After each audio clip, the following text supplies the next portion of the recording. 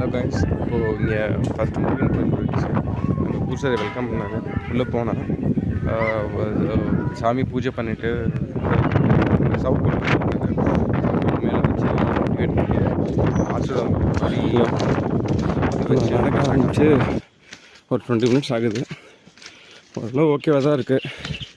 ரொம்ப அப்பா இருக்குன்னு சொல்ல முடியாது, ஆவரேஜாக இருக்குன்னு சொல்ல முடியாது. அது ரெண்டுக்கும் நடுவில், ஆவரேஜுக்கும் கொஞ்சம் அப்பா இருக்குன்றதுக்கும் நடுவில் பார்த்துக்கோம். ஐயோ என்னால் முடியலைங்க.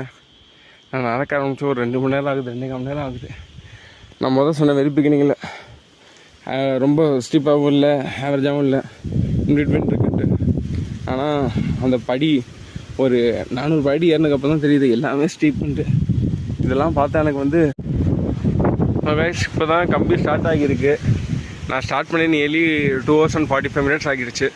இந்த கம்பிக்கு அப்புறம் இப்போது அந்த இன்னொரு வழி பாதை இருக்கான், பார்க்கலாம் இன்னும் எப்படி போகும்னு தெரில. பட் வாங்கியெல்லாம் கடிக்கவே வருது, கிட்டத்தட்ட கிடச்சிருச்சான். ஸ்டிக்கர் எடுத்து போகணும், ஒரு சப்போர்ட் பண்ணி. நாங்கள் மேலே வந்ததுக்கப்புறம் சரி பயங்கரமாக காற்று அடிச்சிச்சு. சரி ஒரு மொமெண்ட் வீடியோ எடுக்கலான்னு இருந்தேன். பார்க்கவும்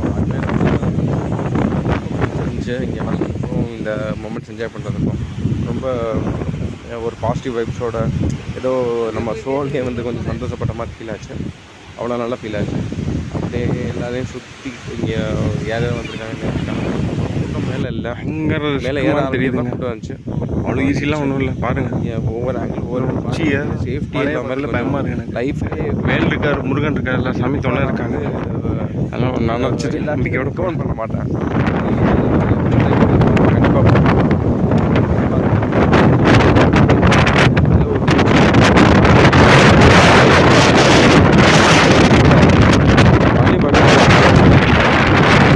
அது பழனிலேருந்து கைஸ் டோட்டலி எனக்கு ஆன டைம் அந்த மலை 3 hours and 10 minutes ஆச்சு. நான் எல்லி ஒரு 30 minutes 35 minutes மேலே இருந்துட்டேன். இப்போ நான் திருப்பி கீழே இறங்க ஆரம்பிக்க போகிறேன். போயிட்டு வரலாம், லைஃப் கண்டினியூ பண்ணலாம். ஓகேவா? வீடியோ இருக்கும் கண்டிப்பாக. நான் எனக்கு ஒய்ஃப்